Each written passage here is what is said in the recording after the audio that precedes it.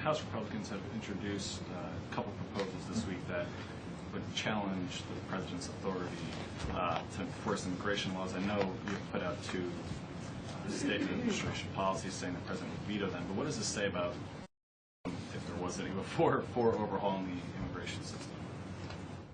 You know, it's a great question, you know, because there's obviously a lot of discussion about the path forward for comprehensive immigration reform.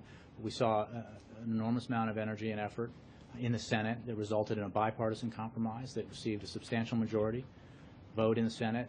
Democrats and Republicans passed, and that bill, while not word for word what the president would have written, is consistent with the president's principles and consistent with the idea that we have to do this comprehensively so that we solve all of these problems associated with our broken immigration system.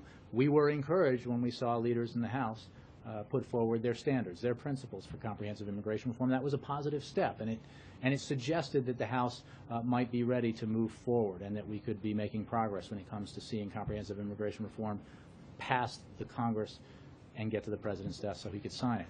So it is, in my view, in our view, pretty amazing that today House Republicans went in the opposite direction by passing legislation targeting the Deferred Action for Childhood Arrivals policy that removed the threat of deportation for young people brought to this country as children, known as Dreamers.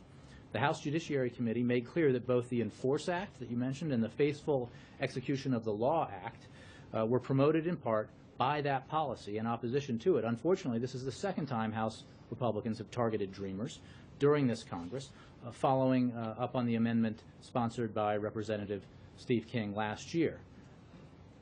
And let's think about that. This runs contrary to our most deeply held values as Americans and asks law enforcement officials to treat these Dreamers the same way as they would treat those with criminal records, those with violent criminal records.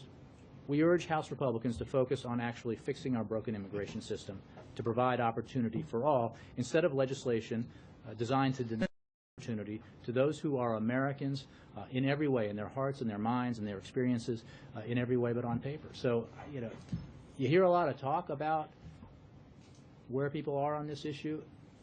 It doesn't require much to look at what House Republicans are doing today to question whether or not they're serious about moving forward on comprehensive immigration reform. Thanks, Barry.